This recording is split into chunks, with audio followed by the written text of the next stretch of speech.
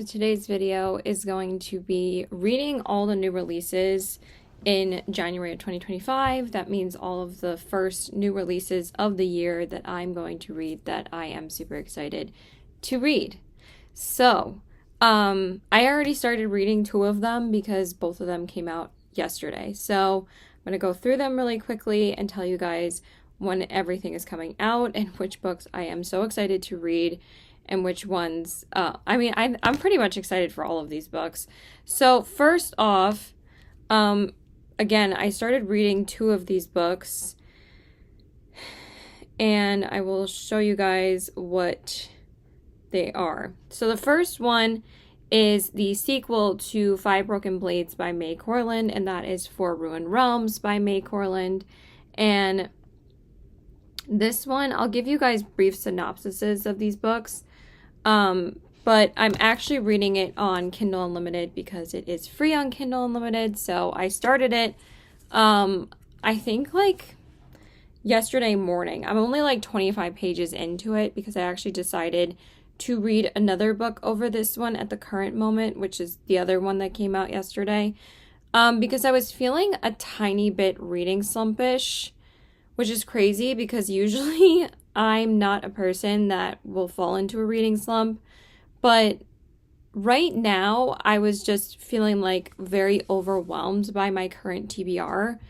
But I felt like the only way that I was going to be like, excited to read again, I did finish a book last night though. So, and I really enjoyed that. I just like was struggling as to what I wanted to pick up next. And I know that's crazy because again, I had 2 new releases. So I did start this. Again, I'm only on page 25. But I think I'm going to read this right after I finish the book that I'm currently reading right now. I just like have like so much other things that I need to like take care of in my life right now that I was feeling like I don't know if I feel like reading necessarily, but then I'm like, reading is my escape, reading is my escapism, and I'm like, how could I not? So I picked up a different book. So this book actually came out. Oh, let me just talk about the synopsis of the second one, but this is a sequel, so I don't want to read too much into it. I'm just going to give you like 2 or 3 lines.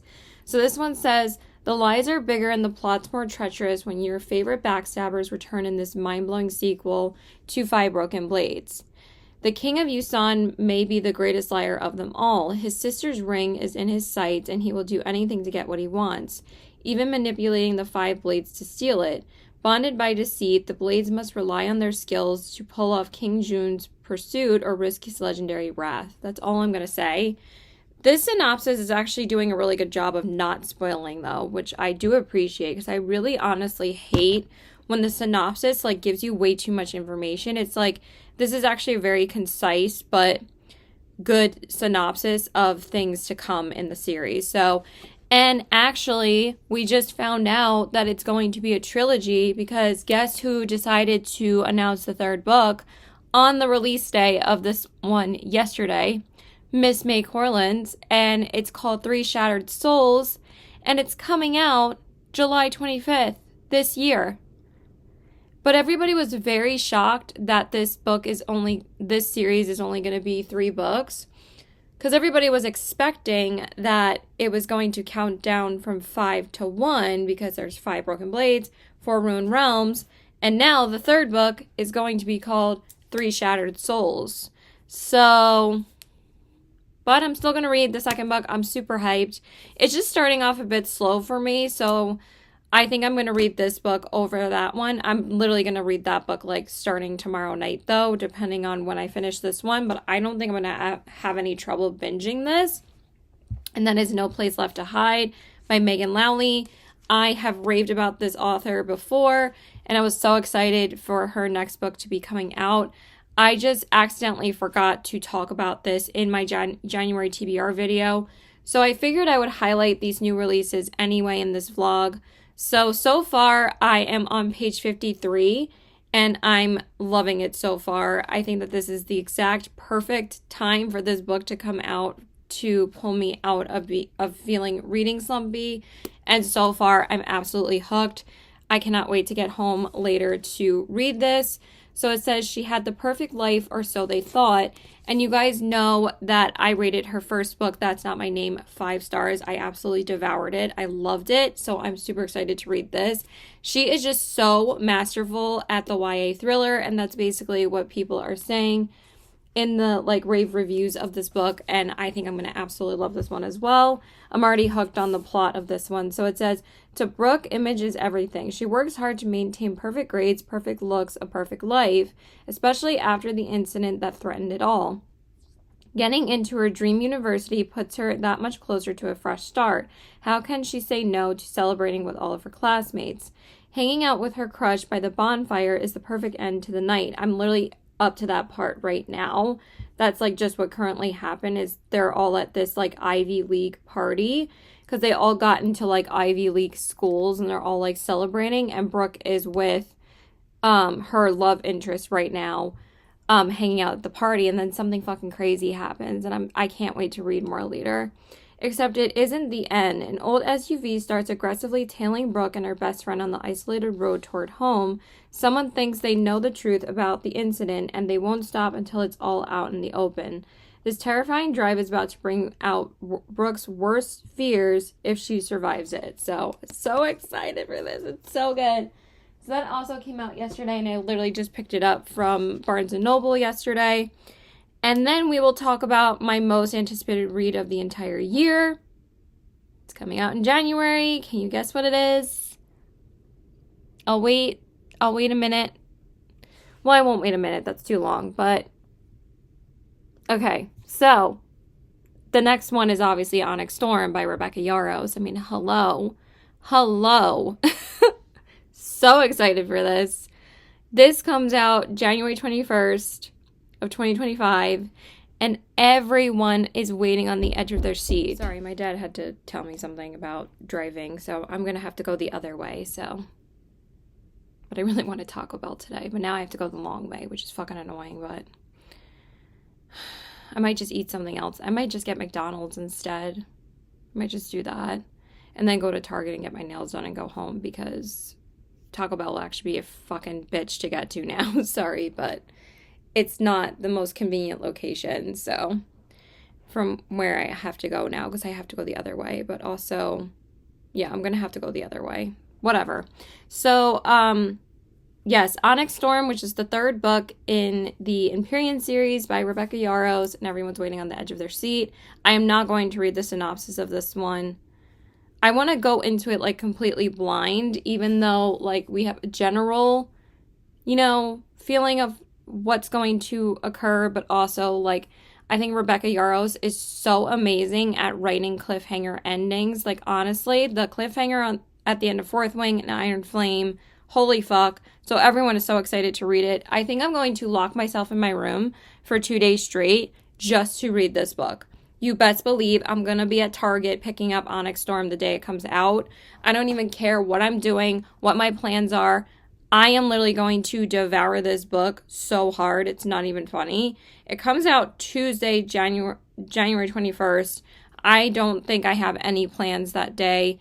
I don't think I'm even working. So you best believe I'm going to be reading that book, devouring it. I literally cannot wait, because I want to know what happens. And I'm going to start my re-listen to Fourth Wing and Iron Flame very soon. I'm actually in the middle of reading Project Hail Mary by Andy Weir. I've been listening to that audiobook, and so far I've been loving it. So right after I finish that, I am going to be re-listening to both of these books.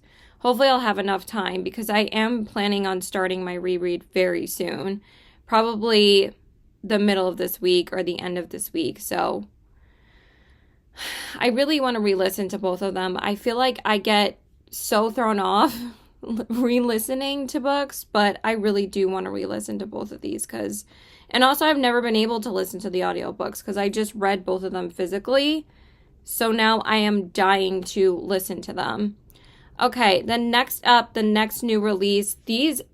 I can't believe how many books that were both coming out on the same day with two completely different genres.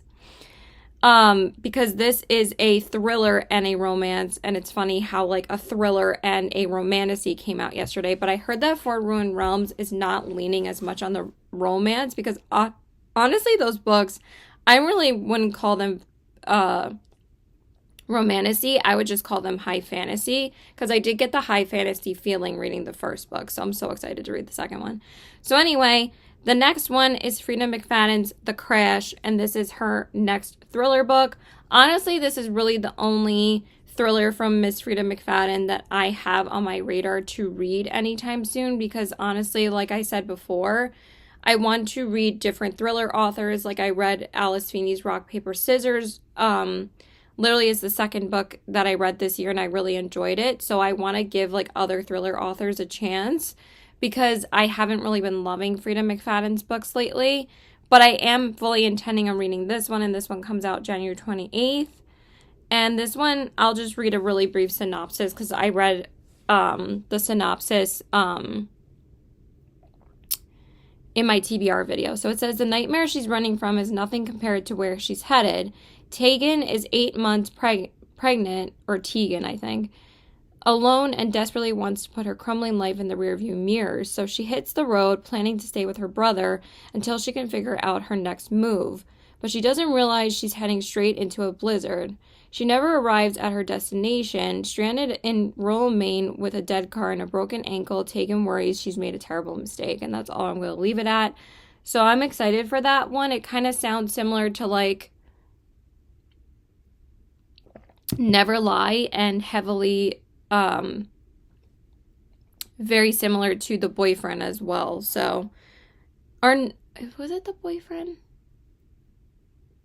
Maybe it was Do Not Disturb. Why am I getting those two mixed up? I think it was Do Not Disturb. I think it was Do Not Disturb. Yeah, Never Lie and Do Not Disturb. Not The Boyfriend. I think I said The Boyfriend in my January TBR. I don't know why I'm getting those synopsises mixed up in my head. I feel like, you know, the more Frida McFadden books you read, the more they blur together.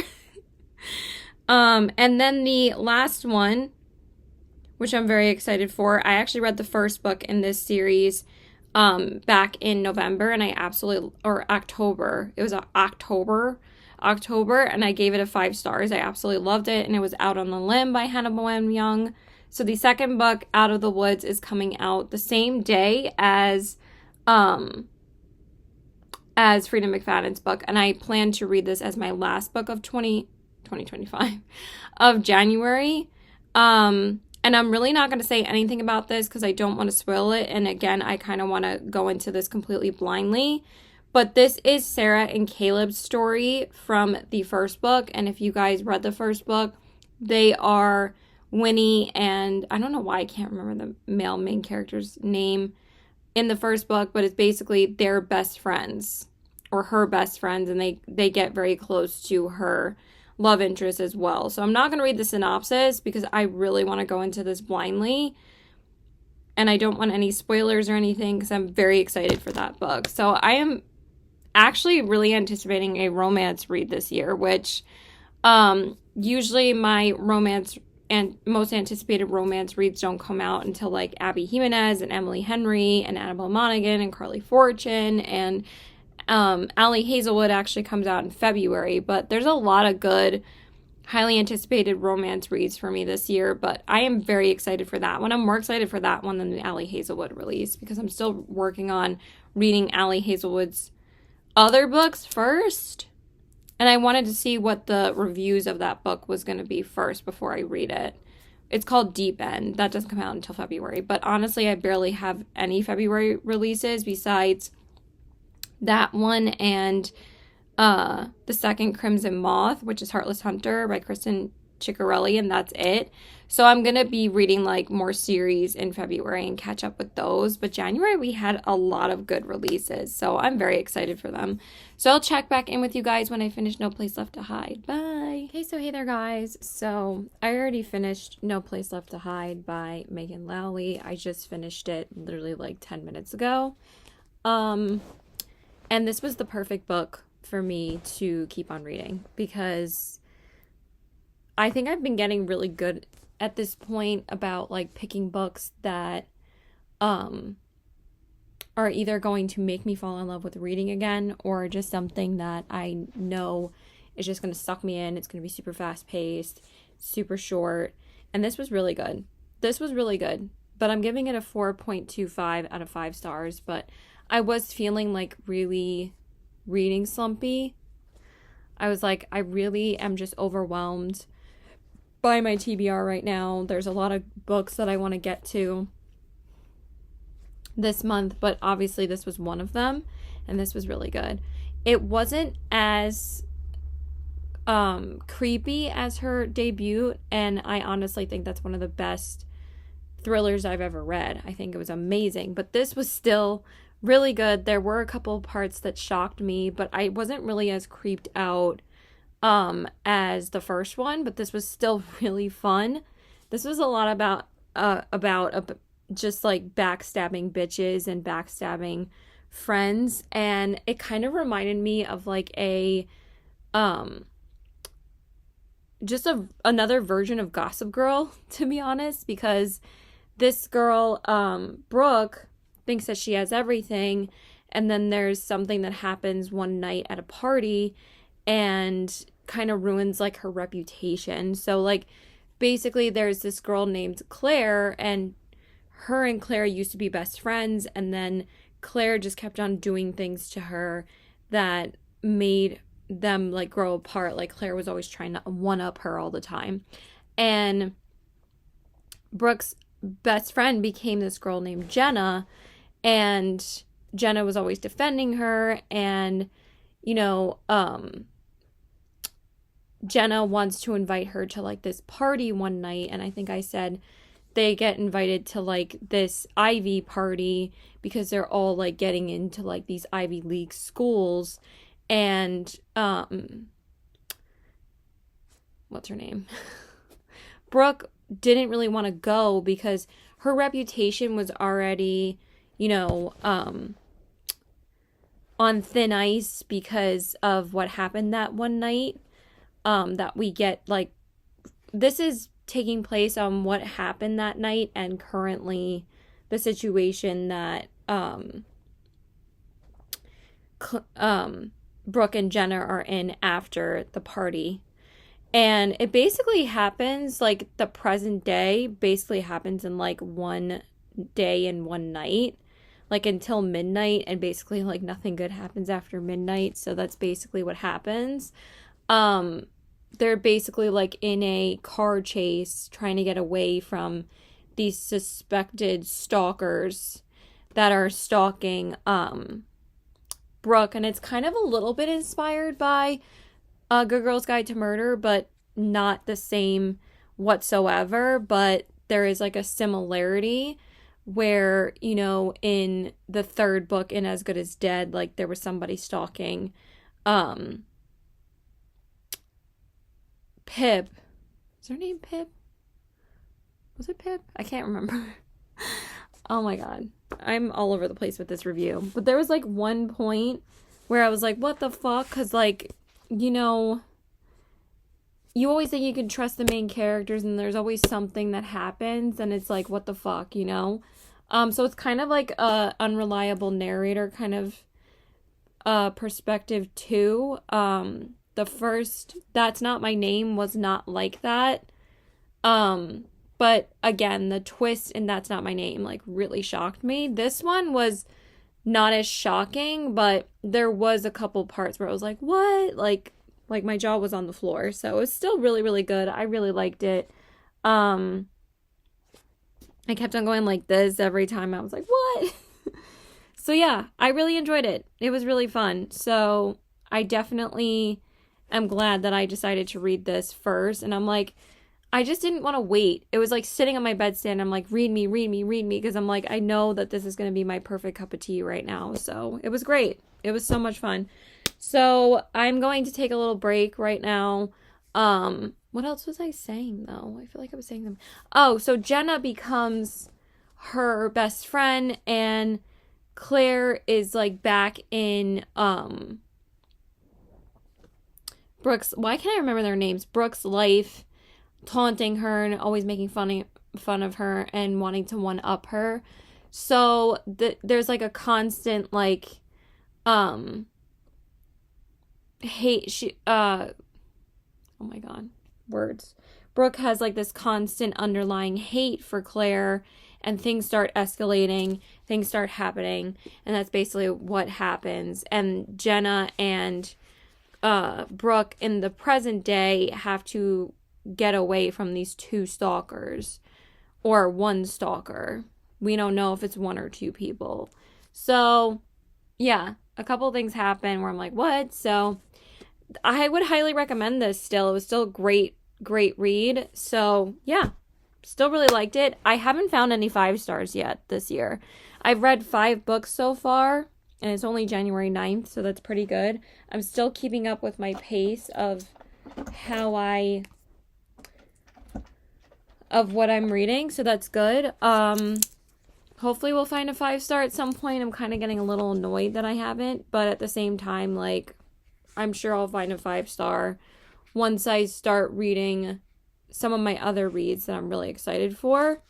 So now I'm going to go back to For Ruined Realms because I really do want to read on my Kindle now.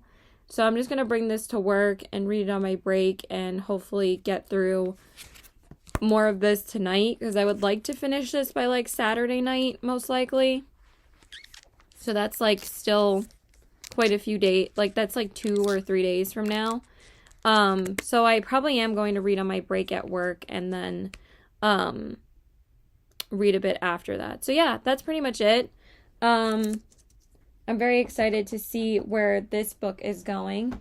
It's just crazy, like the high you get on, or like people don't understand like how amazing it is to get to an end of a book. It's like getting to the end of a movie or getting to the end of a show. Like you just want to know what the fuck happens to these characters and how the story is going to wrap up and how the story is going to end. And like people just like don't understand that if they're not a reader. And I'm like, it's like literally the greatest high you can ever experience. Like I love it so much.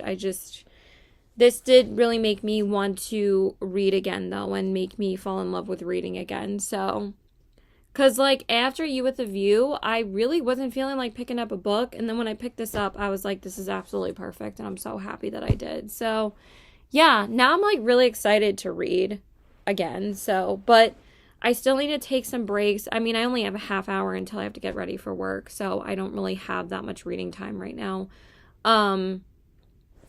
So yeah, that's it. I will check back in with you guys when I finish For Ruined Realms, and then I won't have any new releases. I will, read, quite a few books on my January TBR after For Ruined Realms.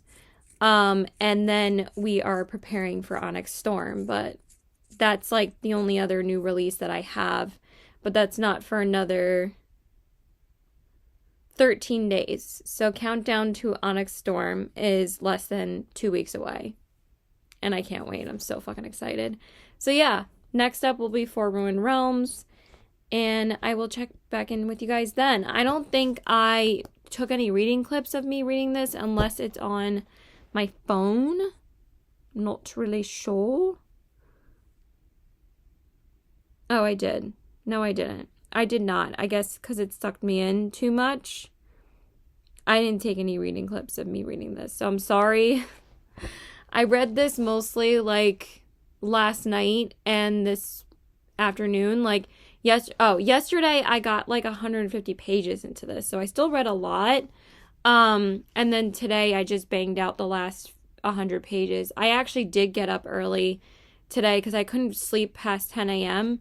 So I just read this morning and I read like almost 50 pages and then I just banged out the last, I think it was only like 40 pages that I had. How many did I read this morning? I went from 152 to like 192 and then I just banged out the last 60 pages like just now. So I knew it was not going to take me that long and it was great. I had such a good time. So yeah, that's it. Bye. Okay, guys. So I am now halfway through For Ruined Realms. I always do halfway check-ins, and then I'll give you my final thoughts once I finish it. But I'm on page 205, okay? I read like 100 pages today. I read like 60 pages yesterday because, like I said, I finished No Place Left to Hide. That was great. I had a great time with that book. This is so slow. And honestly, I'm getting frustrated at how bored I'm getting reading this book. And honestly, I'm really disappointed because I was really looking forward to this book. And honestly, it's just 200 pages of slowness and like nothing is happening.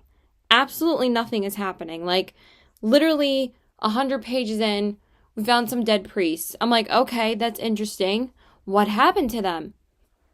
Another 100 pages and it's just an avalanche has happened.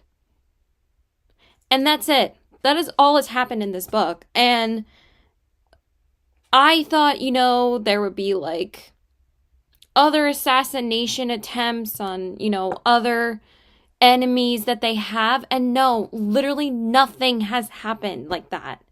I'm like, oh, are they going to kill somebody yet? Because they're 5 fucking assassins. And you think that they're going to go after and plot and try and, kill somebody else besides the king. And I know they're plotting to kill the king, but honestly, we're not really getting any like strategies and what they're going to do to kill him. They're just saying, oh, he's going to become the supreme power and this person's going to kill me. But that's it. That's what every chapter ends with. And I'm like, it's disappointing because I was like really highly anticipating this.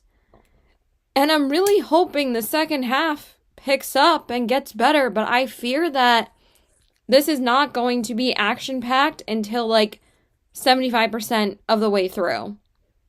So this is like a really, really slow burn type of action book. And I'm getting really, really frustrated. Really frustrated. Also, there's barely any romance going on. And I know that people said it like relied more on the fantasy aspect of this, but there's really no fighting happening. There was like one attack scene and that was it. And I'm like, when are they going to be fighting again? Like that was the fun of the first book, and I really, really loved the first book. But I'm having an issue with this. That I suspect that this is just suffering from second book syndrome and sequel syndrome where it's just not as good as the first one. And I've read plenty of series last month where the second book was just as good as the first one, like Daughter of the Pirate King and Belladonna and Six of Crows. And yeah, I have plenty of series that I could tell you guys where I still enjoyed the second book just as much as I enjoyed the first one. Kingdom of the Wicked, The Cruel Prince. But they're all fucking YA books and series. And I've told you guys before, I feel like YA is more entertaining than adult series sometimes. But this is like painfully slow. And I keep on waiting for something to happen in every chapter. And I'm just like, why aren't they killing somebody? Like, they're all assassins. That's what they should be doing, not like pining after each other slowly. And then, oh my god, there's an avalanche and now we have to get out of an avalanche. And like the first attack on them was just a bunch of Zay bears. And I'm like, okay. And I understand that would contribute to the story if there was some other like action going on. Like again, if they're being attacked from somebody or somebody's trying to kill them. Where is the action? Where is the drama? There's nothing. And I'm like, when is this gonna be good? So I only have like less than 5 hours left. I only have 4 hours and 40 minutes. So that's probably gonna be like 4.5 hours.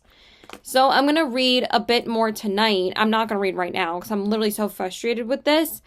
But I'm like not wanting to pick this up. And I'm almost thinking about DNFing this. Because I'm like, I'm waiting for it to get good. But I only have 195 pages left. But I'm like, and it's not like I feel like it's not going to be, I feel like it's not going to be bad, but also it's not great. So, and I kind of said to myself this year that I was going to start DNFing books that I'm not enjoying, but also I want to read this so I can get to the third book because then I will finish the series. And I like this.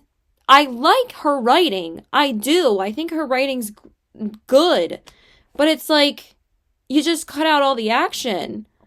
Like, the thing with A Fate Inked in Blood and Six of Crows and, there was another one I just read where you just, like, jump right into the action. Oh, Fear the Flames.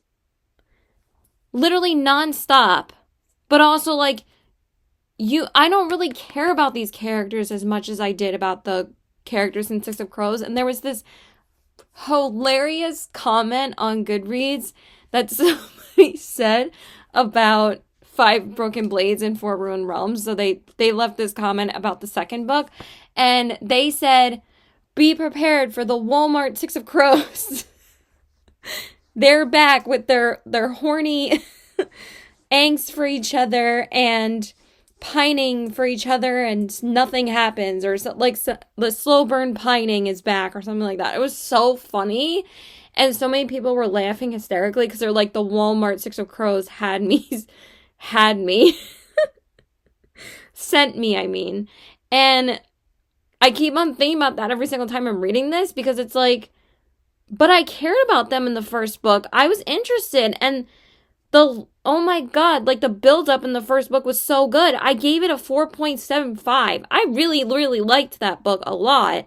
So it's like, and there was, like, you know, pining for each other, but also in the next chapter, something would happen to those characters. They're like, oh shit, they have to get away. Like, are they gonna get away?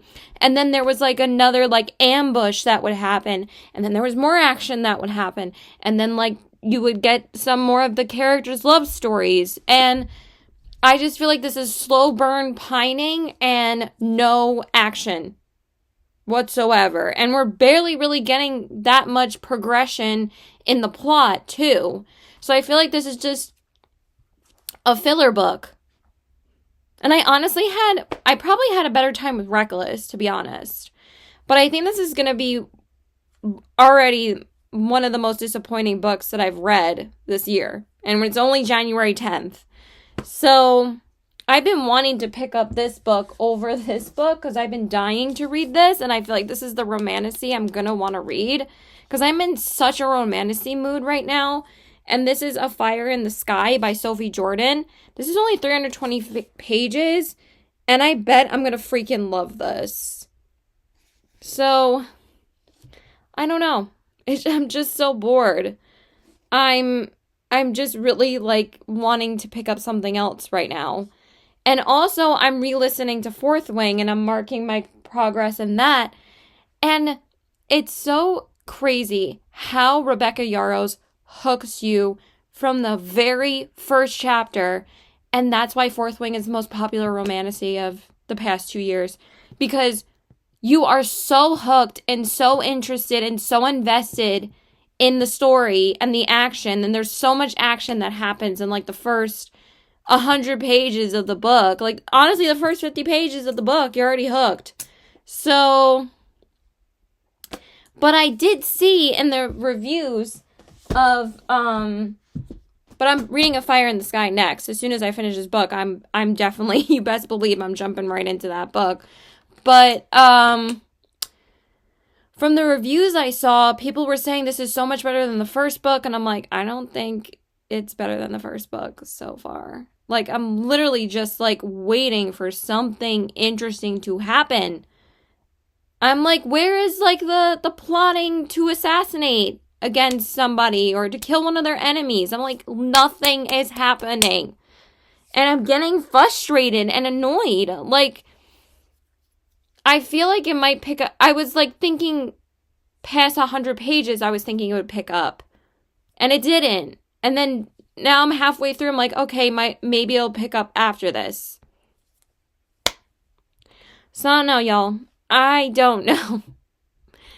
No Place Left to Hide was so easy. And I had started reading this while I was reading No Place Left to Hide, but then I was like, I just wanted to binge No Place Left to Hide instead. Then I was like, okay, I'll pick up this book again and see how I feel. And now I'm like, I want to put this down and read something else. So, but honestly, after tomorrow night, I don't want to spend any more time reading this book. So I want to finish it tomorrow night, and that's it. Like, I don't want to spend any more time in this world after, but I do think it might pick up now. I don't know. Because again, we shouldn't be 50% into a book for something to happen. I'm like, did she write a first draft where there was a bunch of shit going on and then her editors were like, no, we don't want that? Because I feel like a lot of new releases are very edited down. I don't know. Maybe these people got better arcs. I don't fucking know. But like, I was really, really excited. I was really excited. I probably should stop eating candy, but honestly, this has helped me read this book. And these are so good. These are like these new Nerds Valentine's Day gummy clusters. Oh my god, they're delicious. I got them with my boyfriend at Target earlier. I don't know. So, I'm probably just going to go do a puzzle with my mom. Because we haven't puzzled in like 2 days. Because I'm really like frustrated reading this book right now. And I'm just going to listen to more Fourth Wing when I get ready for bed.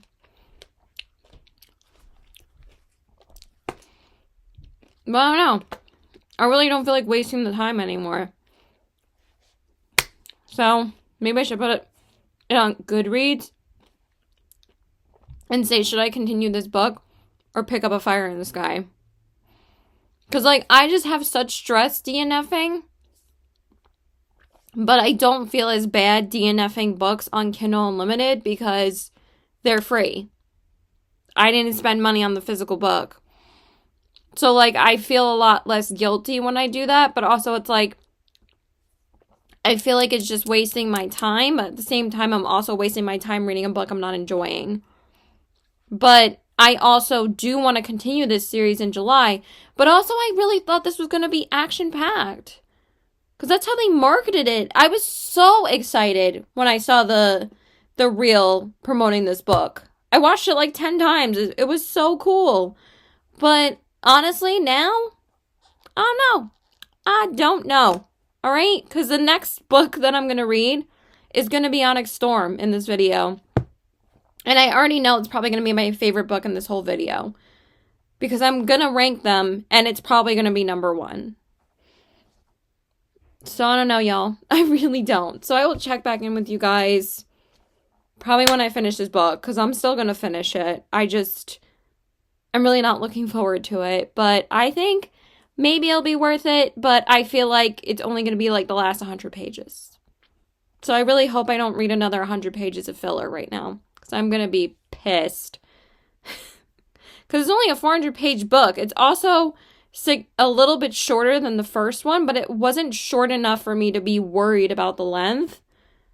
Like, it's a little bit shorter like Sky Shade and Nightbane, but Sky Shade was so fun. So fun. I had a great time reading that book. And that's kind of like upper YA too. So like I said, upper YA and YA books are just more fun. I don't care what anybody says. So yeah, that's it. Bye.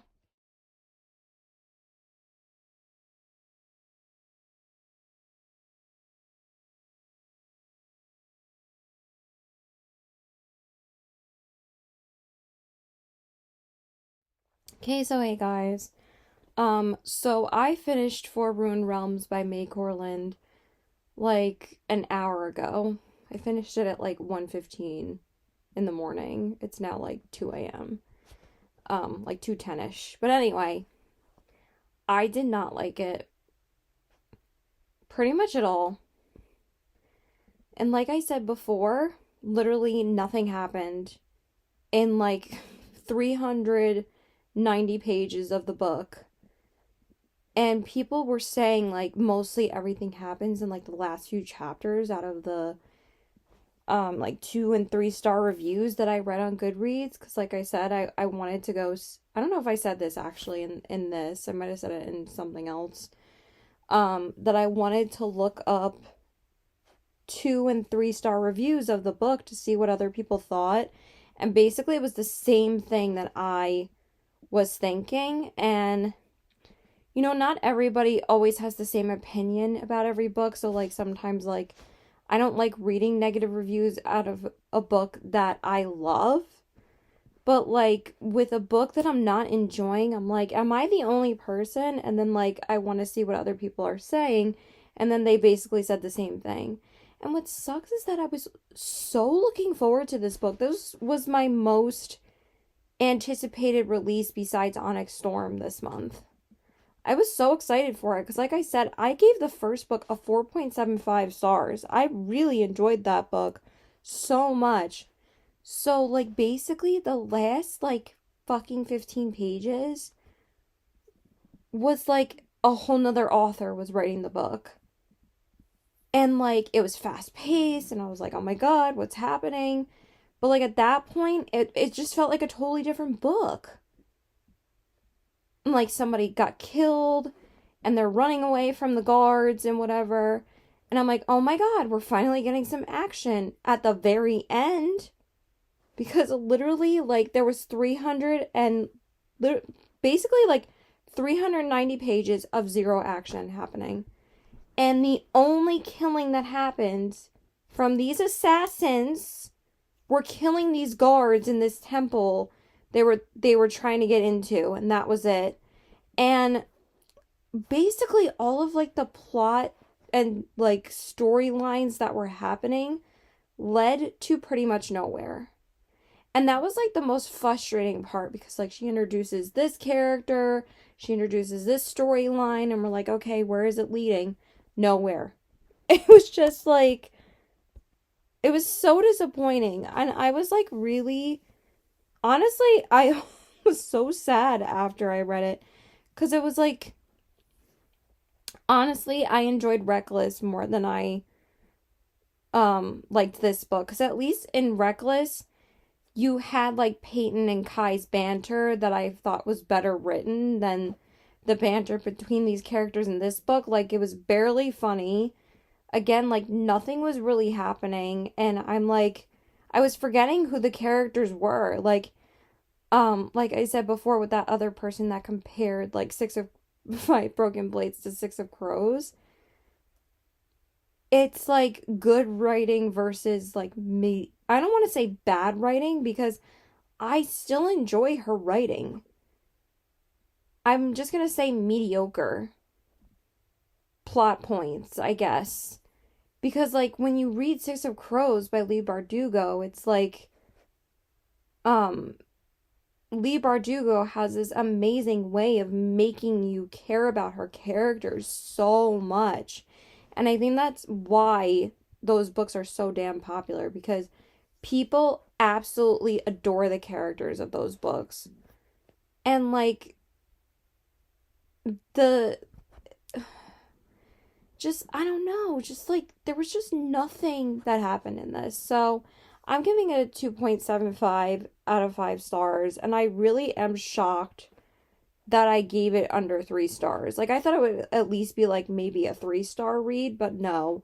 I gave it 3 stars on Goodreads, but it's a 2.75 for me.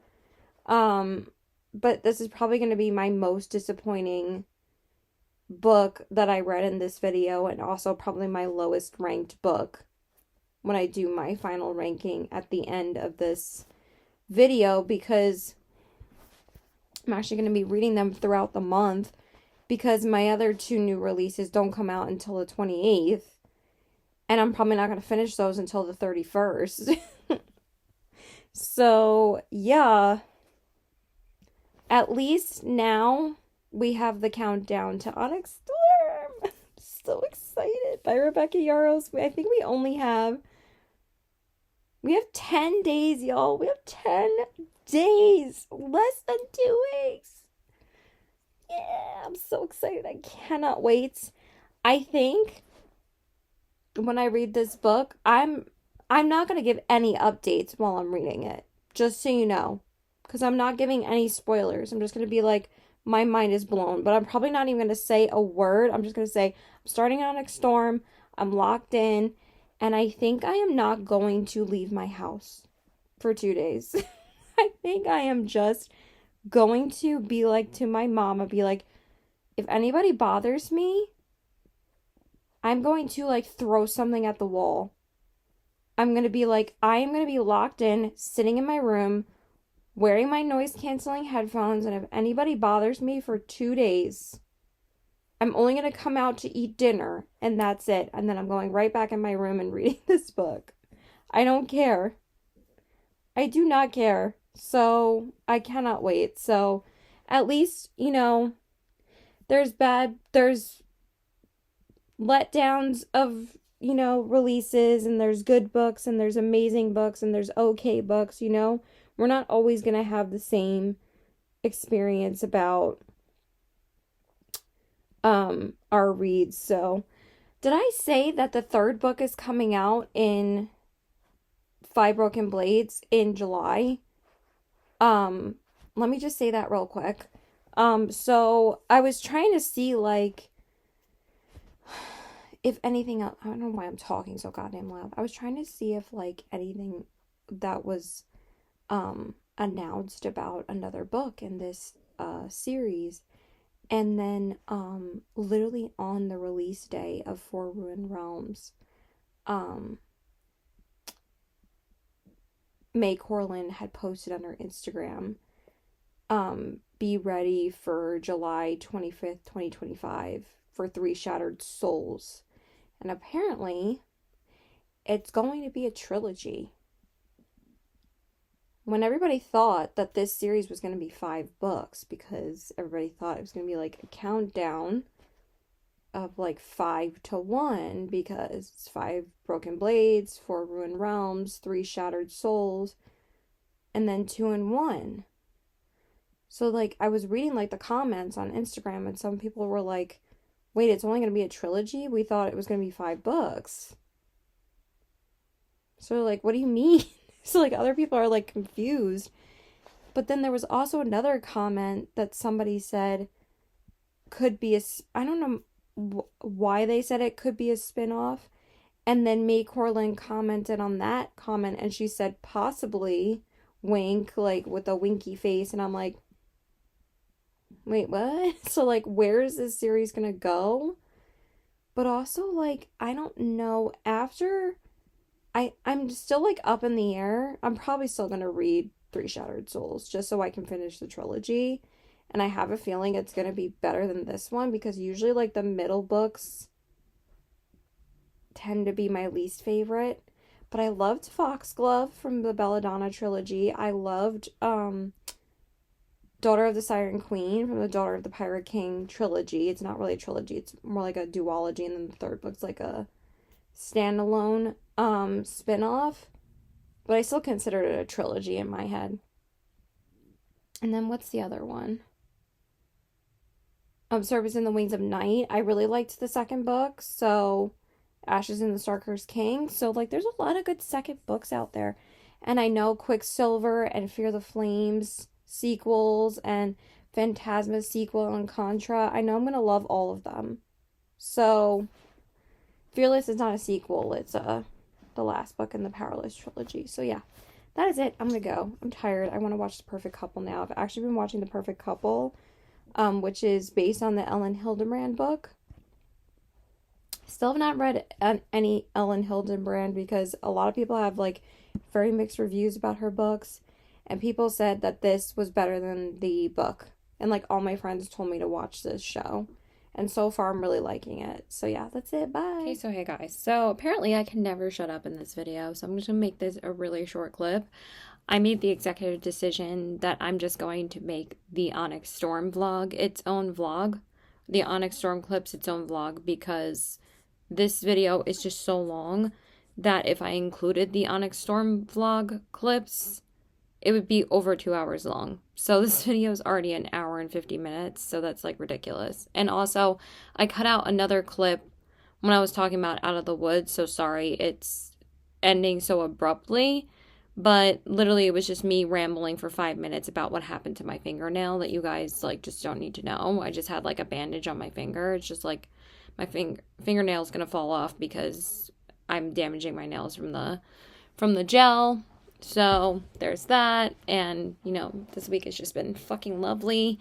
It's been fucking horrible, actually. But anyway, so then I'm going to go into Out of the Woods later. I just wanted to tell you guys now that I won't be reading Onyx Storm in this vlog. Obviously, I read it, but I have multiple thoughts about it, and I have like 4 clips talking about it, and like I said, it's just going to be way too long for this video. So this is just reading all the other January releases that I was excited to read. So yeah, that's it. Bye for now, and I hope you guys enjoy. Just real quick, I do rank Onyx Storm at the end because I was still ranking all my January 2025 releases in this video. So you'll see that later too. Because I thought I was going to include it in this. But then, again, I didn't want to make this vlog freaking 2 hours long. So yeah, it's still included in the ranking at the end. Okay, so hey guys. So it's time to read the last 2 new releases that I have for January. And they both came out today, and I did say this earlier in the video, like in my intro, pretty much, that they were both coming out on the same day. So the one I started first because, like I said, it was going to be on Kindle Unlimited, so it hit my Kindle at like 3 a.m., but I had to go to sleep by that point because I had to be up before 9 for work. So that's why I still have my makeup on. I actually have my makeup on in this video. I did just get home from work, and now I can be home for the rest of the day. I'm so freaking tired. But anyway, so Frida McFadden's new release, The Crash, came out at 3 a.m. this morning. I did start it when I got to work today, so I'm only on page 38. I didn't really get to read too much today, but I read maybe like 25 pages before I had to like count the registers and open the store. Cause like I have like a good like 25 minutes to like eat my breakfast, so like I like reading a little bit, and especially on my Kindle, it's just so easy. And you guys, I'm like really not liking this one bit, to be honest. The writing is so bad, honestly. Like, unpopular opinion, but I thought The Boyfriend was actually fun. I thought it was a good time, and I saw that Francesca's books, and I watch her channel a lot for thriller reviews, and she had said that she didn't really like The Boyfriend as much as this book because she got the arc, I think, in like maybe like the end of December, early January, and she said that Frida kind of redeems herself for like her past releases because like I think I've read most of her I did read her past 2 new releases, which was The Housemaid is Watching, which I didn't really like either, and The Boyfriend, but I thought The Boyfriend was better than The Housemaid is Watching.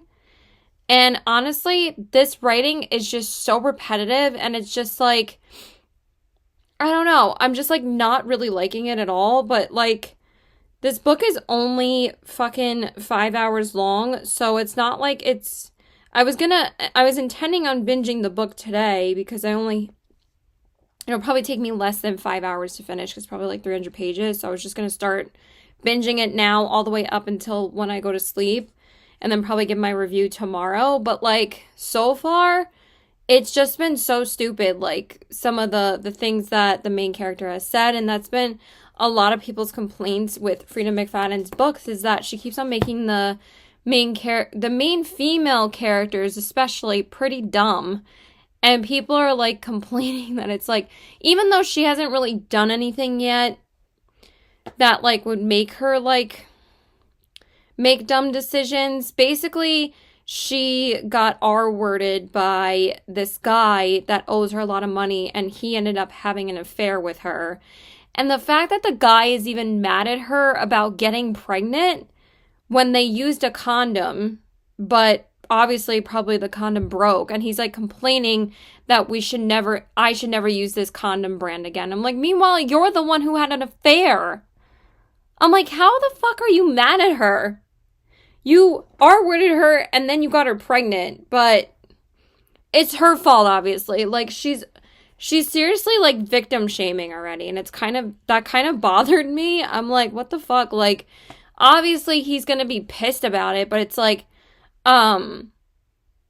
I don't know, he could be a little bit more sensitive, but, you know, rapists aren't. I don't even know why I'm saying R word. It's not like I get monetized or anything, but I don't know, you guys. It came out today, January 28th, and so did another book, but, since it didn't hit my Kindle till 3 a.m., I did start another book on my Kindle that I really, really wanted to read, and that is Beartown by Frederick Bachman. I wanted to read that before The Nightingale, but then I finally read The Nightingale by Kristen Hanna, and I finished that yesterday at like 9 o'clock. I had like 100 and something pages left, and I just binged it because that book was fucking phenomenal.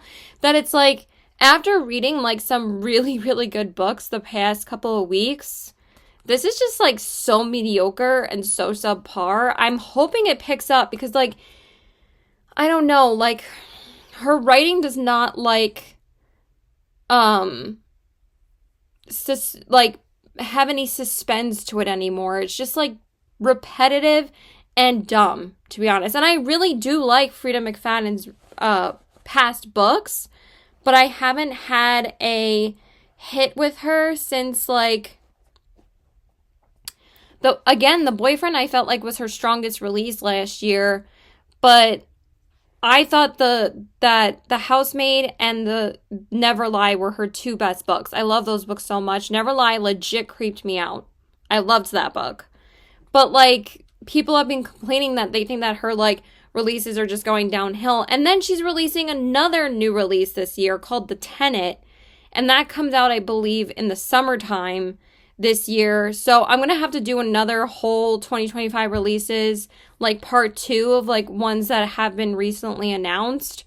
Because obviously like more and more are going to be announced throughout the year. So I'm going to have to include that. But I don't know. Like, I do want to read this because I'm working on like a Frida McFadden like ranking video of like reading all of her like biggest thriller releases, including like new releases. Because I think this might be my 10th book by Frida McFadden, or like my 9th full-length book, because I've also read a short story by her, which was The Housemaid's Wedding. And honestly, I felt more suspense reading that, even though it wasn't necessary.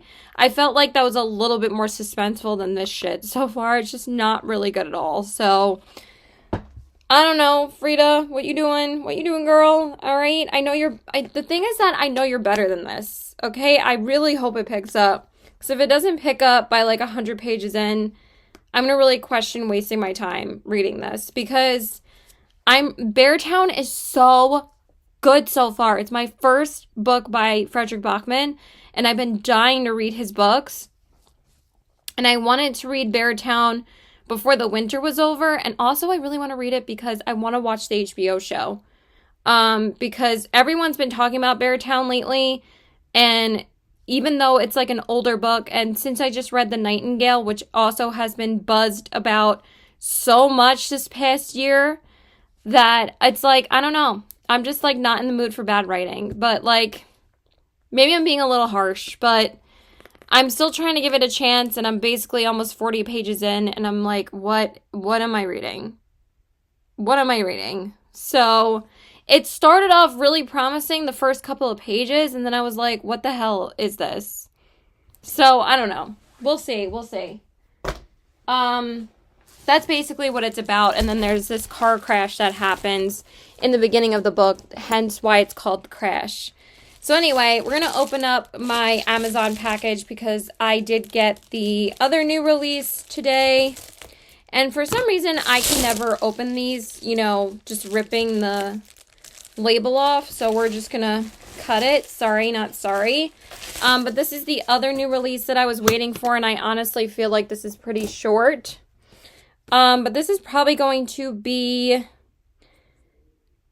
the last book that I'm able to finish this month. I don't know if I'm going to be able to finish Beartown this month. I'm definitely going to finish The Crash because, again, that's not going to take me very long. And then I have a good almost 3 days to read this, so I don't know if this is just going to be the last book of the month or it'll just take me like 2 days. But I'm obviously going to finish it for this video. and that is Out of the Woods by Hannah Boehm Young. I'm so excited for this book. I just decided to pick it up from, it's only 315 pages. This is going to take me like no time. But this also came out January 28th, and I decided to pick it up from Amazon because my Barnes & Noble near me still isn't open, okay? And I wasn't really going to have a chance to be able to go to Barnes & Noble at some point in the next couple of days. And also it was a lot cheaper on Amazon. Well, not that much cheaper, but full price at Barnes & Noble would have been $18. I don't know if I had a reward though. I think I am going to read the synopsis of this though in this video. Like, pretty much like after I saw somebody's ARC review of this, they said that you can read this as a standalone and it won't really spoil anything for people that haven't read Out on a Limb. But Out on a Limb was the only Hannah Boehm Young book that I've read so far, but I knew I had to pick this one up because I was so excited for this to come out. And this will be my second book that I've read from her, but I still haven't read the Next of Kin series yet.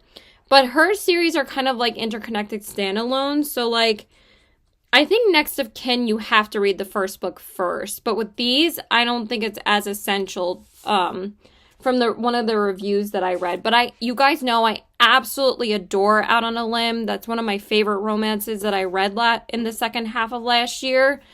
And it was like my first 5-star contemporary romance for like a couple of months in the second half of the year. So I absolutely adore that book. So this one says, a married couple joins a week-long wilderness expedition to help them reconnect in this heartfelt companion to the TikTok sensation Out on a Limb. High school sweethearts. Can I speak? I know I read the synopsis for The Crash earlier in this video, so I'll just give my review later. Sarah and Caleb Linwood have always been a sure thing. For the past 17 years, they have had each other's backs through all of life's ups and downs. But Sarah has begun to wonder who is she without her other half. When she takes on a project of her own, a fundraising gala in memory of her late mother, Sarah wants nothing more than to prove to herself and to excuse me and to everyone else that she doesn't need Caleb's help to succeed. She's still her mother's daughter after all, independent and capable. That is until the event fails and Caleb steps in uninvited to save the day. Oh my god, I'm so tired. That rift that follows unearths a decade of grievances and doubts. Are they truly the same people they were when they got married at 19? Are they supposed to be? In a desperate attempt to fix what they fear is breaking, Sarah and Caleb make the oh no, I love Sarah and Caleb in the first book. Make the spontaneous decision to get out of their comfort zone and join a grueling hiking trip intended to guide couples through rough patches. What follows is a life-affirming comedy of errors as two nature-averse people fight their way out of the woods in order to find their way back to their roots. That's so cute!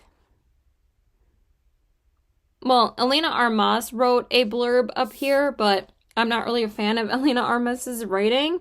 But again, I really like Hannah Boehm Young's writing from the one book I've read from her.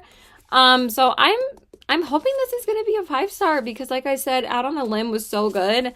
And I know that there's, like, you know, a lot of pressure on this book being really good, but I know it's going to be good. Who knows? At least a 4-star. So this book is just going right on my nightstand because that's going to be the next physical book I read after I finish The Crash. So yeah, that is it. And I will update you guys when I pretty much probably in the middle of both of these books, I will update you guys. So yeah, that's it. Bye. Okay, guys. So I have an update for you. So I'm on page 160 of The Crash by Frida McFadden. And I'm 47%, can I speak? 47% of the way through with this book. And it's so bad. It's so bad. And it's not even an original plot. Usually, like, I have like a silly, good old fashioned time with her books. Like, because I don't take her books seriously anymore. Because they make me laugh, they make me annoyed. Sometimes it's a little predictable, but it's a silly, goofy, entertaining time. This book is terrible. Like, I'm sorry, but I know that people have said that her books have been getting not as good over the past like year or so. And honestly, I think I'm done with her new releases after this. And I've been reading some reviews already of this, of people that already binged this book today, because I'll give it that. It is very readable and it's bingeable. It's Frida McFadden. You're going to get through her books in a few hours. But I don't think I can read this anymore today. I honestly want to DNF this so badly because I am so bored. Like, every twist, there's literally no twist because the plot is so predictable. And I feel like usually, like, in her other books, sometimes they're like throwbacks to other books that she's written. And sometimes the plot twists are similar, but sometimes it's like entertaining because it's like, oh, the more books you've read from her, the more crumbs you're going to pick up that she leaves in the books for readers. And like I've said before, I feel like the more and more books I read from her, the more and more I pick that stuff up. But in this one, I don't know. I think it's called The Perfect Son, which I haven't read from her. Is it called that? I can't remember which book this is because I haven't read it, and I haven't read The Perfect Son either. But there is one. Is it called The Nanny or something? I don't even know. Let me scroll through Miss Frida's backlist real quick. But I've read a lot of her books, and this is coming from somebody that actually really likes her entertaining, fun reads. Like, again, I don't take her books seriously anymore. And The Housemaid and Never Lie were 5-star reads for me. But I honestly feel like they just threw this book together because it has no plot. Like, it's called The Surrogate Mother. That's what it's called. I haven't read that book. I haven't read The Wife Upstairs. I haven't read The Perfect Son. I haven't read The Locked Door. But I am working on, like, reading all of her books. But honestly, the last book that I actually genuinely enjoyed by her, and like I said, I still liked The Boyfriend more than this book, was The Widow's Husband's Secret Lie, because it was making fun of her books and how outrageous, like, the twists are. And it was just such a fun time. It was just such a fun little palate cleanser to read. This is pissing me off because, like, I watched Books with Emily Fox's video with her trying to read The Housemaid and Never Lie. She said that she got through The Housemaid, but she said she hated it. And she said that she couldn't even get through Never Lie. But I'm slowly starting to realize that I feel like Frida McFadden's quality has went down. Because those books I really love. I loved those books. Those are also some of the first thrillers I ever read. But I feel like at this point, I know what kind of writing and what kind of thrillers I like. Because I've read multiple ones. And again, Frida's my most read thriller author. Like I said, I think I've read almost 10 of her books. And I can guarantee, like, sometimes the plot twists are a little bit of a letdown. But they're still, like, you're like, no, don't do that. Or, like, it's like, no, don't be stupid like that. But, like, with this, it's just, she's making fun of certain, like, what do you call it? Groups of people, like pregnant women. She's like making her like so stupid, honestly. And like, again, she has been accused of doing this in multiple of her books with the female main characters, making them really dumb. But honestly, she's blaming on it because she's pregnant and she has, pregnant brain, like brain fog, which is fine, but some of the things are just absurd. Like, absurd. I'm like, not even a pregnant woman would even do this unless they were literally trying to, like, not birth their baby. Like, that's how stupid it is. And also, I feel like this plot is so unoriginal because it kind of feels like it was taken from Then She Was Gone by Lisa Jewell and just written poorly. Even though that book was devastating, it was still better written. But that book literally broke my heart. It was so sad. That was one of the saddest books I've ever read in my life. That's why I'm afraid to read other Lisa Jewell books, because I've only read one. And it's not that I didn't think the writing was bad. I just am scared to read more of her books because I feel like I'm going to be devastated. That's the thing. But I don't think she's a bad author. But like, and then there's like, she keeps on making a reference to, so there's 3 characters. There's Polly, there's, what is her name? Oh my God, what is the main character's name? I already forgot. Oh my God, she has like a unique name too, and I like, could care less, but what is her fucking name again? I really cannot remember. Excuse me.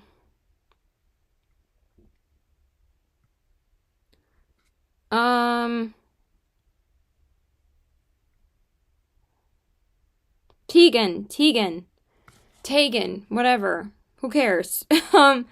So Tegan is pregnant, and Polly's husband, Hank, finds her on the side of the road. They take her to he takes her to their house, and Polly's there, and Polly's nuts. You know, she's been to the, she's done some time in a mental asylum. She's kind of crazy, but I feel like Frida's making fun of like mentally ill people in this, and it's pissing me off. And then they say so many things that contradict certain things, and it's just annoying me. And then like with Hank, he has like a beard, and literally I don't know how many fucking times that, sorry about this stain, I think it's like, I don't even know, toothpaste maybe, but I wear this sweater all the time, but I probably need to wash it eventually. I literally wear this in like every video because it's like the warmest sweater ever. But she keeps on making a reference to his fucking beard being menacing, and she's like, you know, he wasn't half as scary before when he was fully shaven. I wish he would shave his beard. I'm like, why does that matter? Why? Does it matter? It's just so stupid. And then there's like literally just some sentences that are just poor writing. Like, I would be more bad off, or like something like that. She said bad off, and I was like, wouldn't it be worse off? Like, who proofread this? I'm annoyed. I'm annoyed because, again, I really enjoy Frida McFadden's writing, but I'm like, girl, stop pumping out books with ChatGPT, because I honestly feel like this book was written with ChatGPT. And again, love Miss Frida, love her other books, but this book, girl, we're just publishers asking you to pump out a book. So, because like she's writing like way too many books now. So I don't know. I honestly don't know if I want to read this anymore tonight, even though I'm about to be under 3 hours, but I would have to start reading it soon. But I really don't want to. Maybe I'll just get up to 50% and that's it. But I really just want to read Beartown right now because I'm so into that book and it's so good. And after reading The Nightingale by Kristen Hanna and then reading Beartown by Frederick Bachman, it's like, I know good writing when I read it, you know? Like, everybody has their own writing style that they like, but after seeing the reviews of this, people were saying the twist was so stupid. And they said the same thing about The Boyfriend, but honestly, The Boyfriend, like, the main character was dumb, but I felt like a little bit on the edge of my seat trying to find out what the fuck happened, and that was more bingeable to me and more interesting. And again, like, most people don't like that book that much, but this is just so dumb. So dumb. So, yeah, I keep on doing this with my Kindle because I'm like, no. But this thing hurts. You know what? I shouldn't be doing that. I should just be like, like, it's It's just annoying the shit out of me. But all I want to do is pick up this book, Out of the Woods, because I know it'll be so much better. And like literally I would fly through this book because it's so light. But I'm going to start this book tomorrow night anyway. And this is probably going to be the last book that I finish in January. I don't know if I'm going to finish Beartown, but I'm going to try and read up to page 100 tonight in Beartown. Because again, I read 160 pages of this today already. And I'm just like, I'm not enjoying it. I feel like it's like a 2-star right now. Like,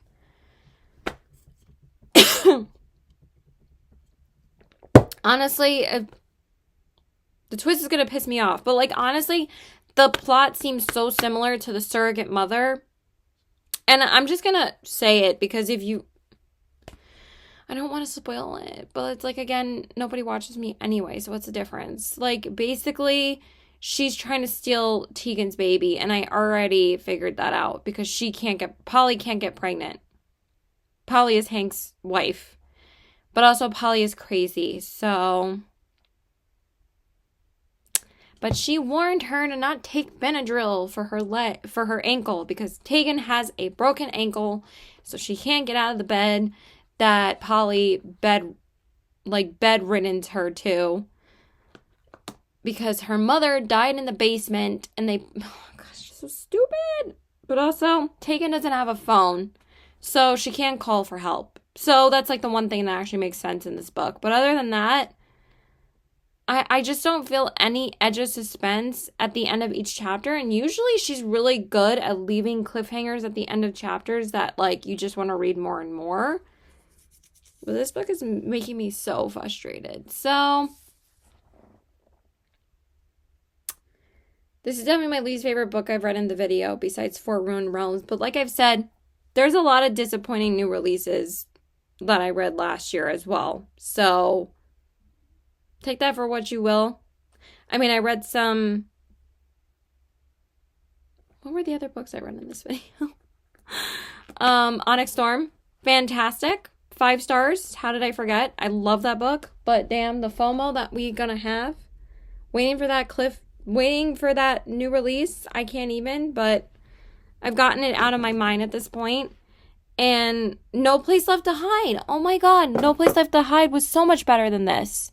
That was actually a good thriller. It wasn't as good as That's Not My Name, but it kept me entertained, and I read it in a day because it was only 290 pages, and it was so much fun.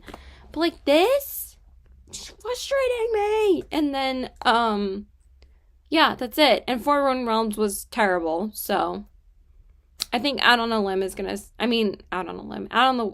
Woods is gonna save the day. Because I'm going to love that book. I already know it. Because Hannah Boehm's writing is amazing. So, yeah. I'm going to go. Bye!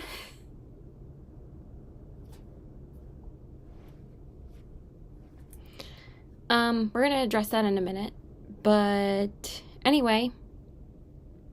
I finished The Crash by Frida McFadden. Why can I never say her name? And it was bad. Like my thoughts did not change throughout the entire book. I was like, I have a feeling that this is going to be the worst book I've ever read from her. And that this pretty much confirmed that. So, I don't know, but I feel like I'm kind of addicted to like her new books. I don't know why. But I just had a feeling it wasn't going to get better. There were so many things that pissed me off about this book. And it's just like, let me just read this like one part. But I'm giving it a 2-star. I'm not even rounding it up. It's 2 stars, possibly a 1.75. That's how awful this book was. Like, it just never got better. Only the very end was the only twist in the book. But, like, there was so much, like, victim shaming in this book that actually really pissed me off. And I'm like, the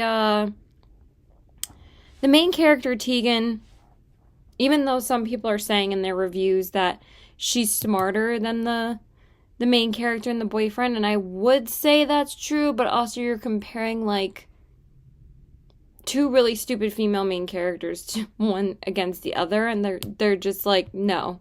It's just not, like, not helping them whatsoever. So, this book just wasn't very good. It really pissed me off. So, there was, like, this one part. I took a picture of it, and just annoying the shit out of me. It says, I've spent so many years of my life focusing on the child I wanted so badly, but Hank is my family, and he's given me more love than I would have gotten from a dozen kids. It took me almost losing everything to realize how blessed I am. A year after her death, I finally see the wisdom in my mother's words. I've got Hank, and he's got me, and our family is complete. And now we're going home together to have a nice, quiet night, just the two of us. Just wait for it. Let's go home, I tell him. He nods and puts the truck in drive. Except a quiet evening is not what the night has in store for us, because after Hank drives us back to our house, I see the police lights flashing before we reach our driveway.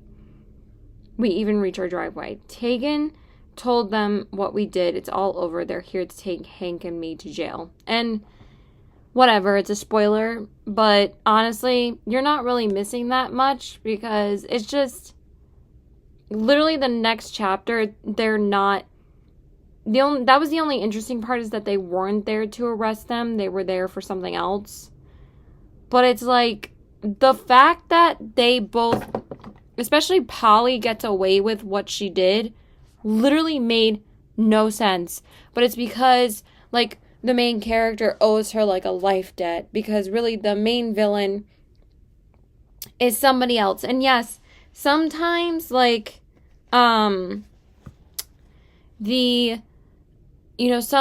sometimes, like, in, like, thrillers, like, sometimes you always have to, like, figure out which criminal is better than the other person, because, again, are we all truly good people? But at the same time, it's like, we ain't gonna be out here, like, murdering mothers for their babies, okay? And there were so many times where, like, Polly would contradict herself. She gave her a fucking ankle infection. Her ankle was wounded and possibly broken, and then it was fucking infected, but she can't go to a hospital because she doesn't think that's good for the baby. And the irony that she thinks that these things aren't good for the baby, it's like, wouldn't you think that her mother having a fucking infection from a wound is not good for her baby? I don't know. I can't even talk about this book anymore because I don't care. It just wasn't very good. So it just annoyed me, and I just want to forget about it. So, like, I don't even feel like ranting about it. I ranted about it last night already, and I'm kind of, like, just too tired to even care at this point. But this was definitely the worst book that I read in this video. Out of all the new releases, my favorite so far was, what did I give No Place Left to Hide? Did I just give that a 4 stars? Yeah. You want to watch another episode of this show? No, not right now.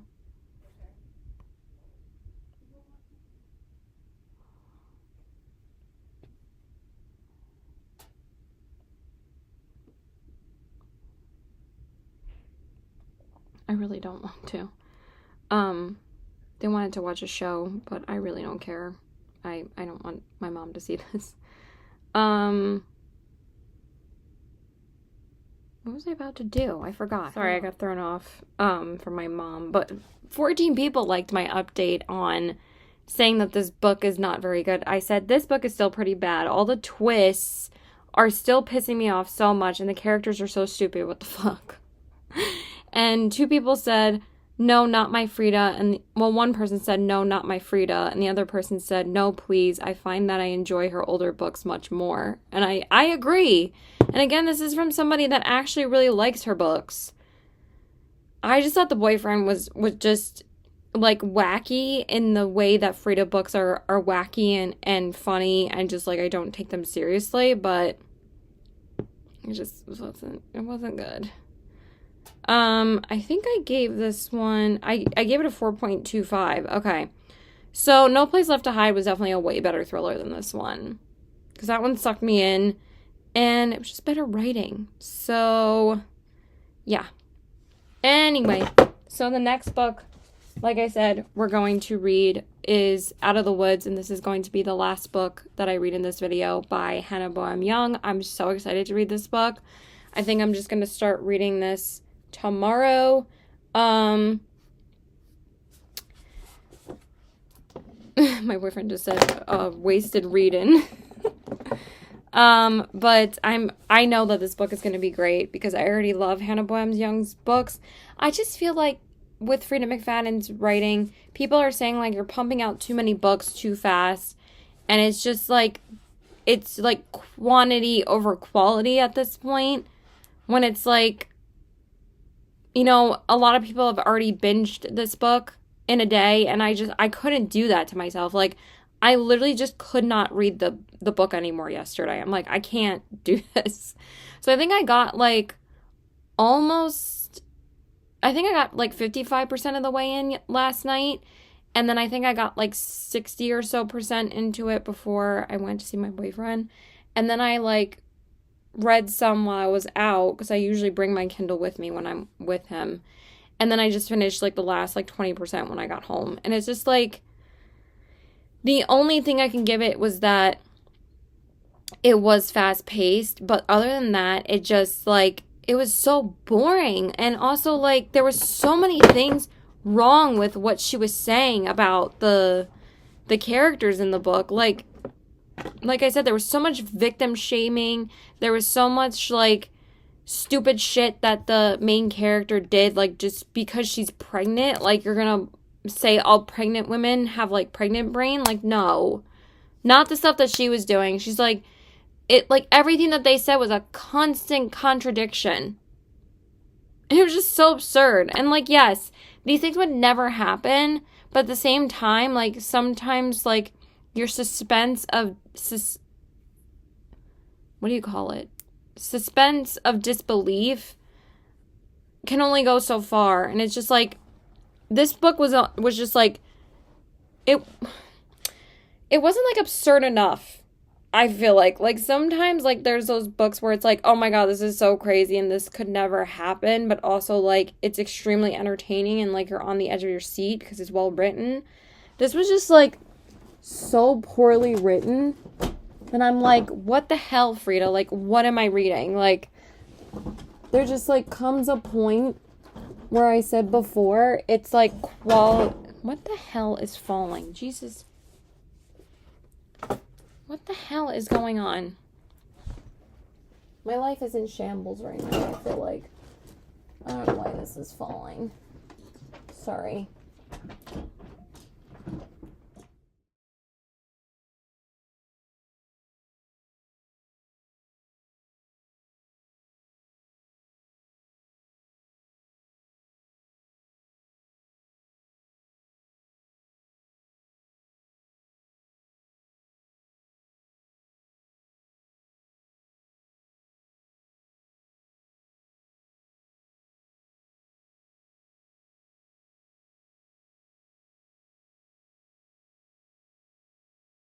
Okay, so hey there guys. So I have a reading update for you guys from reading Out of the Woods by Hannah Boehm Young. Bonham Young? I can never say her name.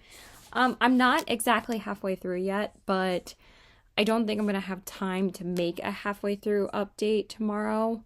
I probably could have tomorrow afternoon when I got home from work, but I just really want to make an update now because I am enjoying this book so much. I'm on page 109, so I am the first 100 pages through. I probably won't make another one until I'm finished with it.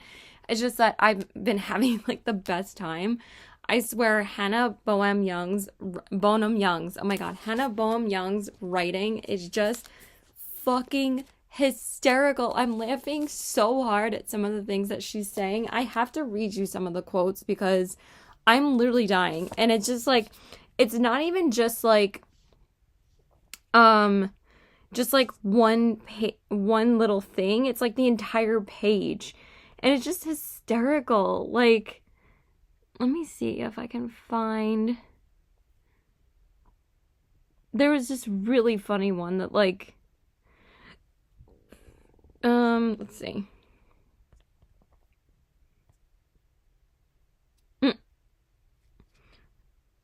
Oh, there was like this really funny analogy that they kept on saying. It's like, um, it says,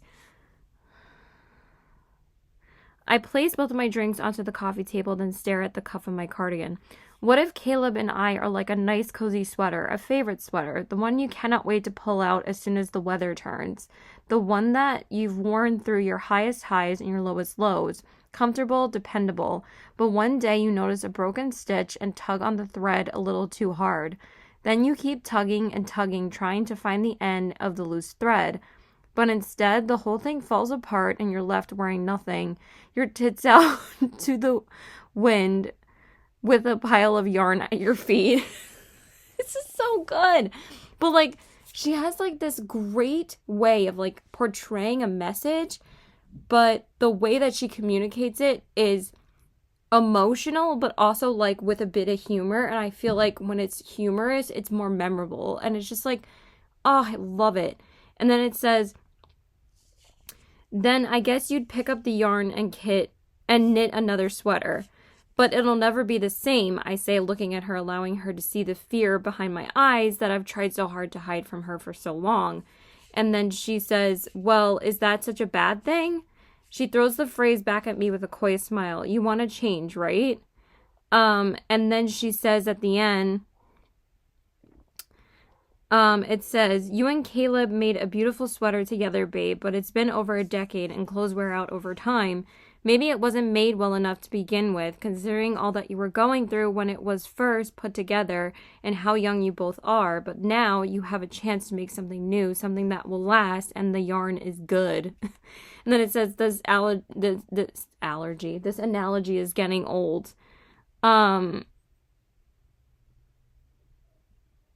then it says, pull on your thread and unravel your sweater, then wind up a new ball of yarn and begin again. And then it says, I may choose to strangle myself with the yarn if you keep going. I was laughing so hard. And then, what was the other one? Oh, that was actually kind of hot, but I'm not going to read that out loud.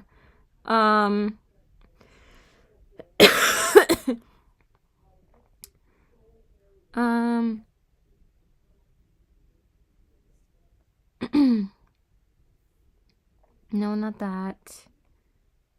There was a really funny one about like a fantasy novel where she like makes a reference.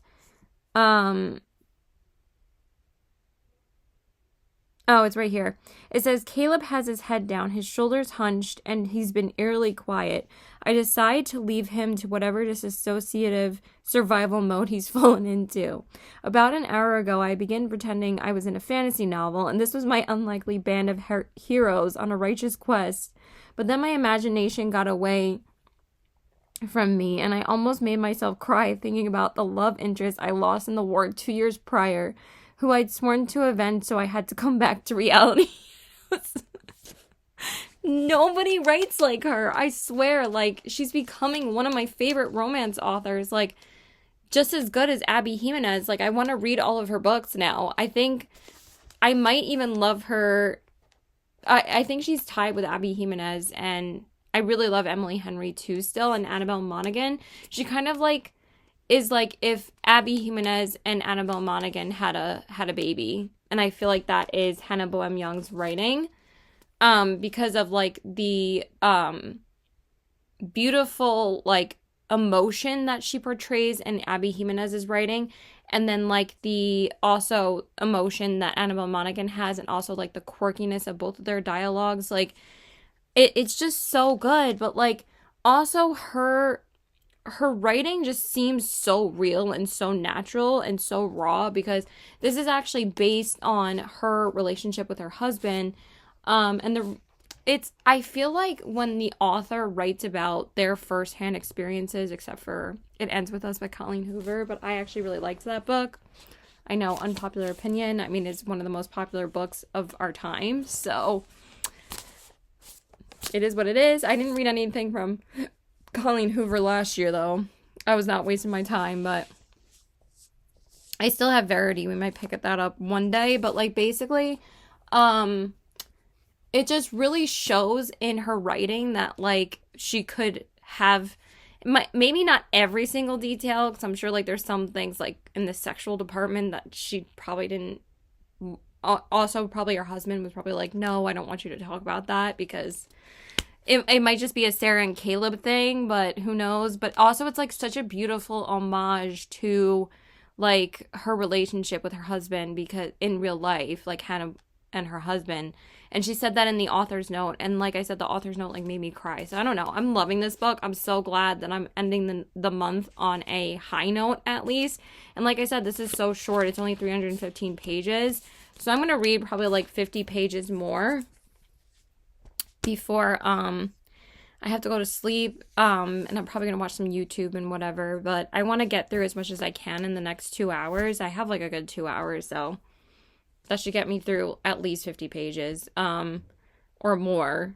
But I might wash my hair soon. So yeah, that is it. And I will check back in with you guys after I finish this. I know I've said that like 5 million times in this video. Also, I realized that I didn't take any reading clips of me reading The Crash, but it wasn't really necessary because that book was bad. Like, it's definitely the worst book I read in this video, so take that for what you will. But at least we had 3 hits of new releases, but pretty much Onyx Storm and this book are probably my 2 favorites so far. But obviously Onyx Storm is like tippy top, but yeah, I can't wait to see what I think by the end. But I don't know if this is going to be a 5-star. We'll think. I'm leaning towards like a 4.5, maybe even a 4.75 for now. But I really want to read Next of Kin and Next to You very soon. And I'm probably not going to get to them until like probably March. I'm not really sure. They might just be the 2 romances that I read in March before all the other romances come out in April. So, but I would like to finish like the books that I have from her maybe before April, because it's only 2 more books. So that's it. Bye. Okay, so hey there, guys. So I just wanted to let you guys know that I just finished Out of the Woods by Hannah Bonham Young.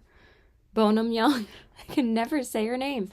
And this is officially the last book that I'm finishing in this video, and also the last book that I'm finishing in January, because it's January 31st. So I knew I was going to finish this book on the last day of the year. So, I mean, the last day of the first month of the year. Oh my God, not the last day of the year. Why do I said that in my TBR video too. I said, I'm going to go book shopping next year. When I'm like, no, next month, Caitlin.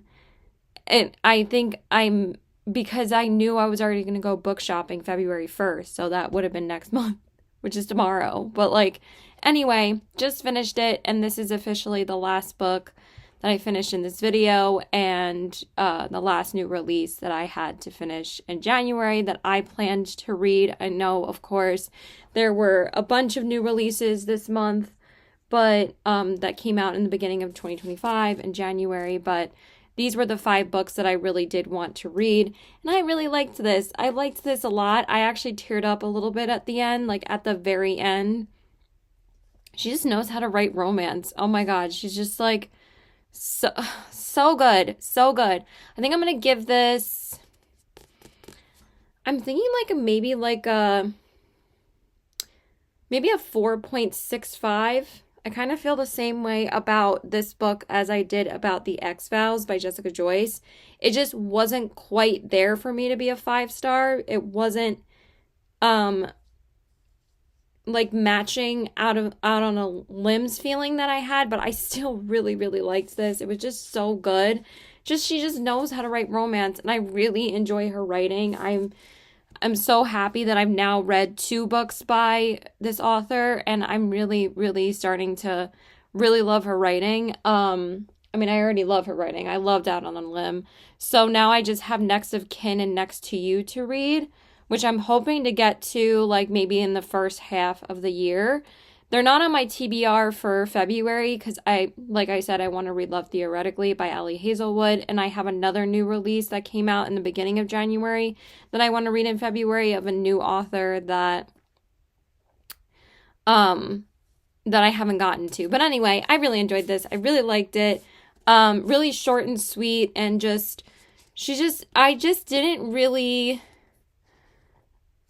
love the last like 30 pages or so, because since they're already together, like I kind of wish I would have seen just a little bit more of their struggle, like, or like how they were when they got back home, like after like the retreat they were on. It kind of took a dramatic turn, but like like it was still like well written. Like I really love her writing, but like I just wish it went in like that direction to like see how they were doing after the retreat and after they came back to, reality and everything. But it was still really well done and I really enjoyed it. So yeah, I really liked it.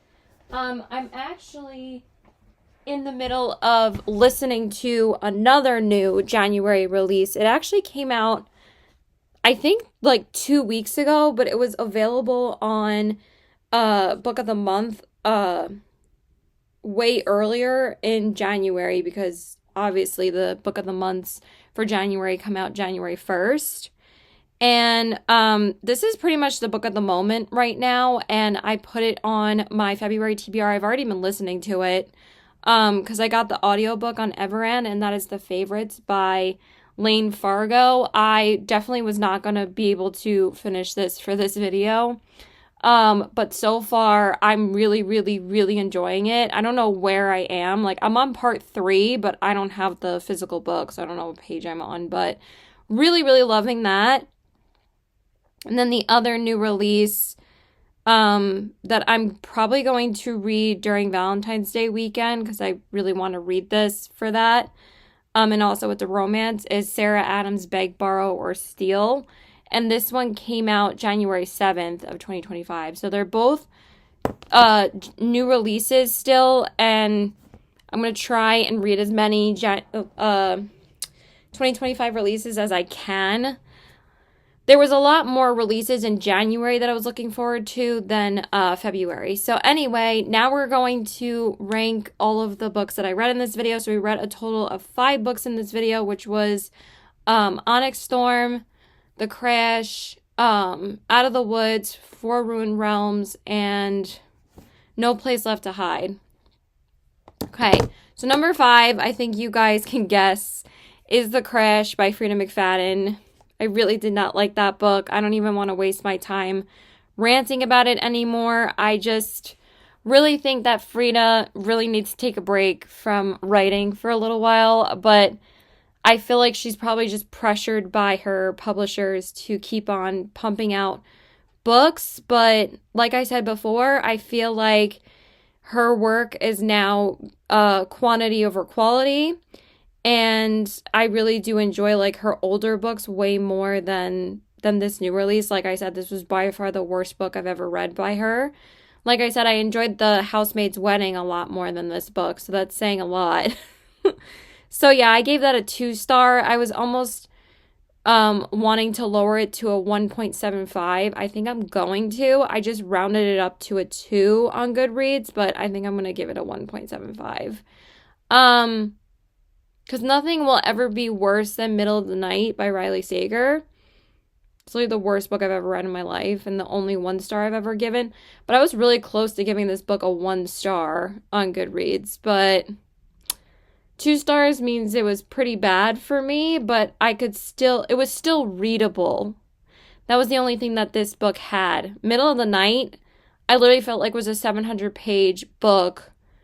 At least Frida McFadden's books are very easy to get through still, but it was just so dumb. So anyway, so that was number 5. Number 4 was Four Ruined Realms by May Corlin. This was the other worst book that I read this month, and it was really honestly the biggest disappointment that I had this month. And the biggest disappointment of a new release for 2025 so far. Because I was really, really looking forward to this. Like I said, I really enjoyed Five Broken Blades. I honestly forgot what this book was even about because it really had no plot. I just feel like this book was such filler and it really suffered from second book syndrome. But I've been debating whether or not I'm going to finish the series because, like I said, the 3rd book does come out in July. I don't know if I said that after I finished it earlier this month when it came out because I literally read it on release day and I was so excited to read it.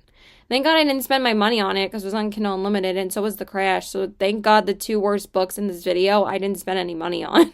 Because I read them both on Kindle Unlimited, so thank God.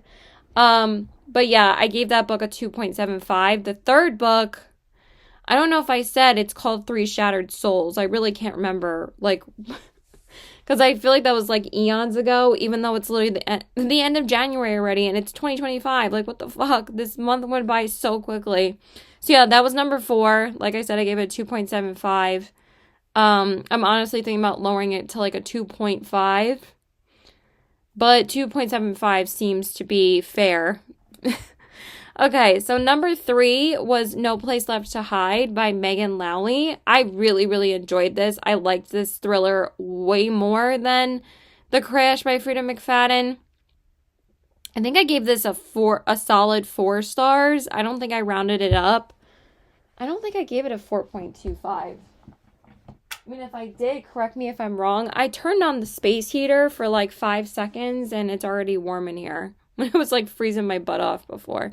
But anyway, I just didn't love this one as much as Megan Lowley's debut novel, and I said that before in the when I finished this book earlier in the month. It was still such a fast-paced, good time. So, like I said, I gave it a 4 stars, but her first release, which is That's Not My Name, is YA thriller perfection. I fucking love that book. It's so good. That book legit creeped me out a little bit. And oh my God, I was so into that book. So into that book. But this book was really good. It was just a little bit of a letdown because I had very high expectations for it. But at the same time, she's a very consistent thriller author. And I'm going to be reading all of her thriller releases because I still really enjoyed this one. And then number 2 was Out of the Woods by Hannah Bonham Young. Oh my God, Hannah Bonham Young. Can I say it properly, for fuck's sake? I just said my thoughts on it. I really, really enjoyed it. I gave it a 4.65. I really adore Hannah's writing, and I really do want to read the other 2 books that I own from her, which are other interconnected standalones, which is Next of Kin and Next to You. So I really, really loved it. I thought it was great. And then, of course, number 1 is, could you guess it? Oh my God, I literally just said it before. Onyx Storm by Rebecca Yarros. Oh my God, 5 stars. Obviously, fucking mind-blowing. I loved it so much. There were like a couple slow parts in the middle, but overall, Rebecca Yarros knows how to write a fucking ending that keeps us in a fucking chokehold for forever. And there are rumors saying that the 4th book won't even come out until 2027. I'm like, bitch, do you really? No, not bitch. She's queen. But, sorry, my throat hurts a little. What was I saying?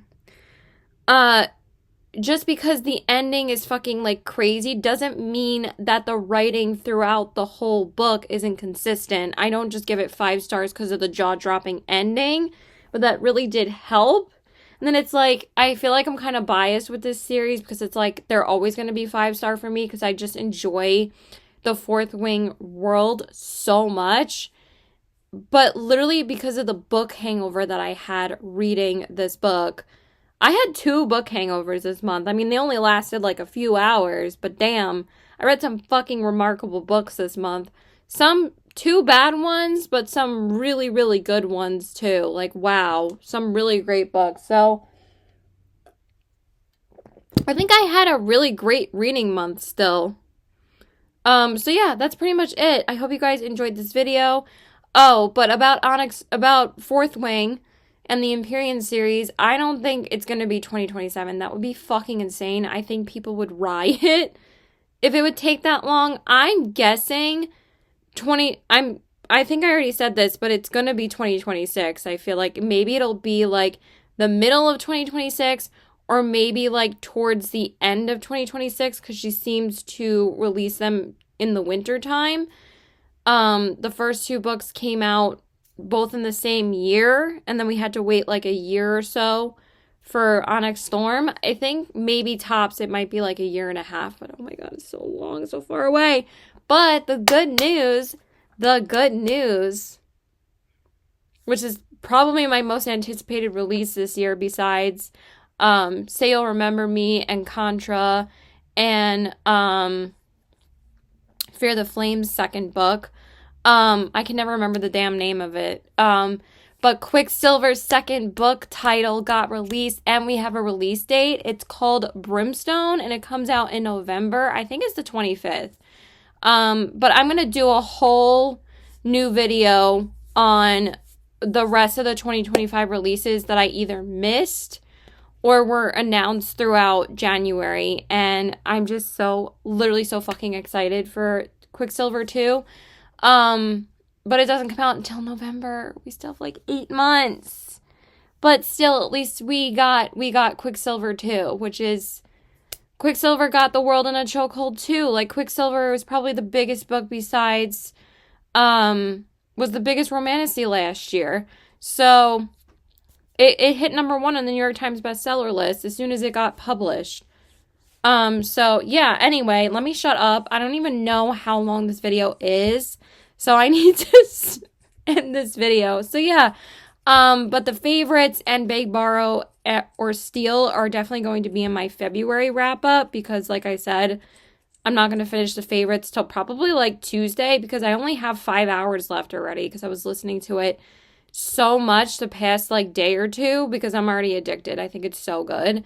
And Beg, Borrow, or Steal, I really do want to read it in February because I needed another romance on my TBR in February. So yeah, that's it. So please like and subscribe. Follow me on my Instagram at CBW819 and check out my Poshmark at the same handle. I hope you guys have a great day, night, whatever it is that you are in the middle of your day. That's great. Have a great middle of your day. But yeah, I hope you guys have a great one. Bye. Keep reading. And let me know if you guys have read any of these or if you're interested in reading any of these. Let me know. I'm a nosy bitch. Bye.